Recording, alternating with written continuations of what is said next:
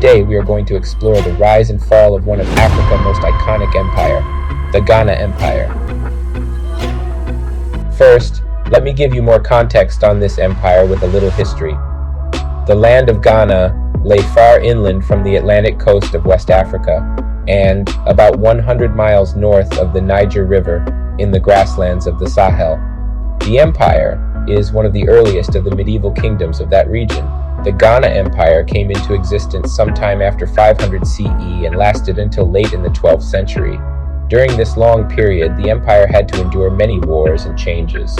It was an empire recognized for its diversity in people, languages, and beliefs. Thousands of years later, in 1957, it will become the name of the modern country of Ghana. This name was chosen by Kwame Nkrumah in honor of that ancient kingdom. There is no direct relationship between the two. The idea that Ghana refers to the title of the kings of this empire is mentioned in the book The Kingdom of Songhai under the dynasty of the Askias. Quote, "The name of Ghana itself referred neither to the empire as a geographical entity nor to its capital, but it referred to the title of the kings in the hierarchy of authority." End quote. The history of the ancient Ghana Empire begins with its people called the Soninka. The capital city was called Kumbi Saleh, located here. The Soninke were in contact with the nomads of the Sahara in the north. They acquired small horses from the nomads of North Africa. The early Soninke's superior iron weaponry and horses made it possible for them to establish a real kingdom.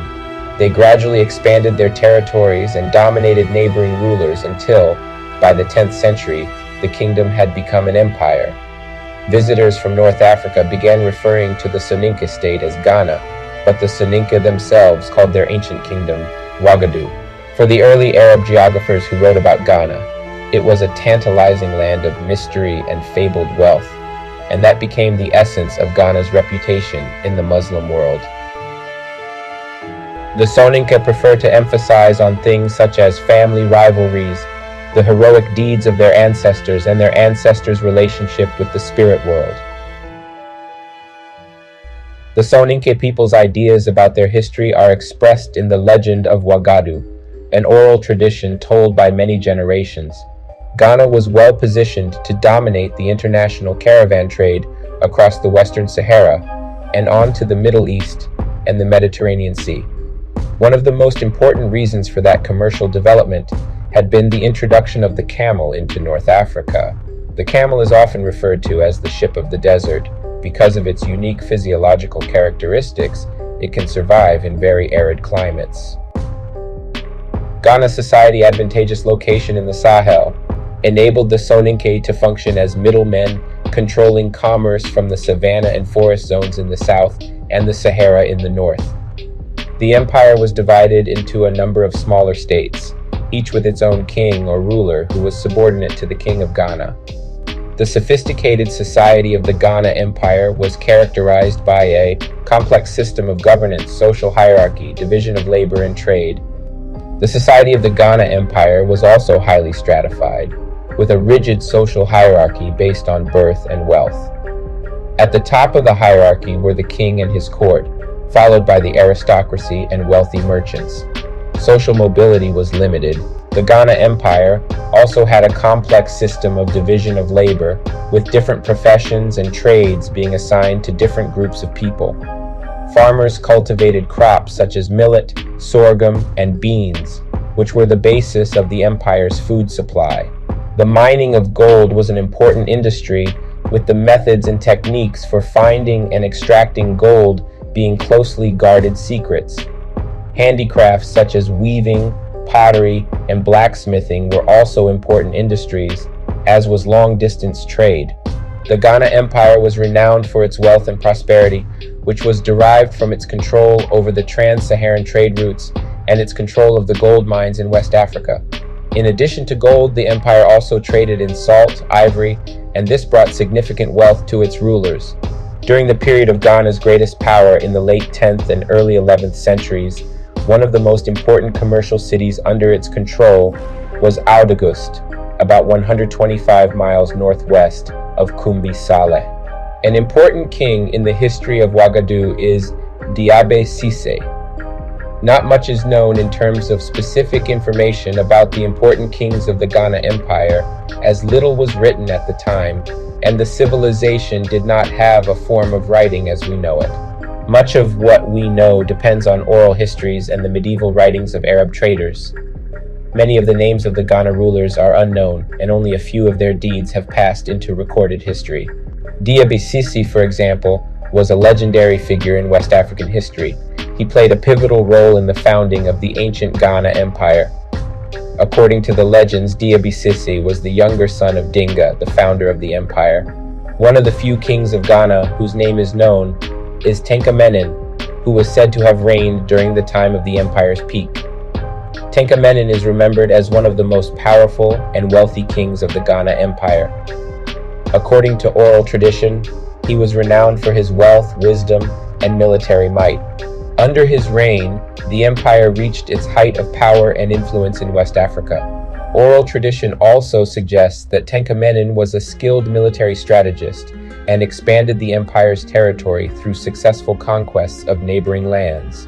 While specific information about the wars and accomplishments of individual kings is limited, the Ghana Empire is remembered as a significant force in West African history. The empire's wealth and military might helped it to dominate the region for centuries, and its control over the gold fields of West Africa made it an important center of trade and commerce. It is impossible to talk about the Ghana Empire without talking about the Almoravids. The Almoravids had become the most powerful force in the Western Sahara, but still had many battles ahead of them. In 1054, they recaptured Audagust from the Soninke of Ghana. In the same year, they marched north through the Sahara and captured the great trading city of Sijil Massa in southern Morocco, where gold coins were minted. The Almoravid commander Abu Bakr died in 1087. He was replaced not by a single successor, but by 6 men from among his sons and nephews. The 6 men fought with one another in a power struggle that destroyed Almoravid unity and cost them whatever advantage they had gained over the Soninke. As a result, by around 1100, Ghana regained its commercial and political dominance. Climate change is believed to have played a significant role in the fall of the Ghana Empire. The wet climate that had once made farming successful in the Sahel continued to deteriorate, and the increasing aridity caused difficulties for agriculture and human habitation. The Sahara Desert was also spreading farther south, encroaching on previously fertile areas. This led to a decrease in agricultural productivity, and as a result, a reduced income from taxes and trade. This economic decline weakened the power of the Ghana Empire, causing its decline and eventual collapse. In addition, there were also internal struggles and political conflicts within the empire that contributed to its downfall. The small Soninke states of Kanyaga, Diara, and Mima rose to the south of Ghana in the more hospitable savanna lands closer to the upper Niger River and its tributaries. By the 12th century, some of the kings of these small states were Muslims, but most of the populations continued to practice their polytheistic ancestral religion. One of the strongest of the successor states was Soso, which was ruled by a powerful lineage of blacksmiths with the family name of Kante. By late in the 12th century, Soso had expanded into neighboring regions and extended its authority over the old Ghana Empire. The Mali Empire that succeeded Ghana was founded in the first half of the 13th century. The Ghana Empire was known for its sophisticated society, division of labor, and complex system of governance, which served as a model for other West African civilizations that would follow, such as the Mali and Songhai empires. I hope you enjoyed learning about this fascinating civilization.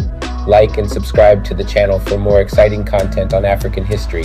Thanks for watching. For more educative videos like this, kindly subscribe to our YouTube channel, like and share, and don't forget to turn on the notification bell.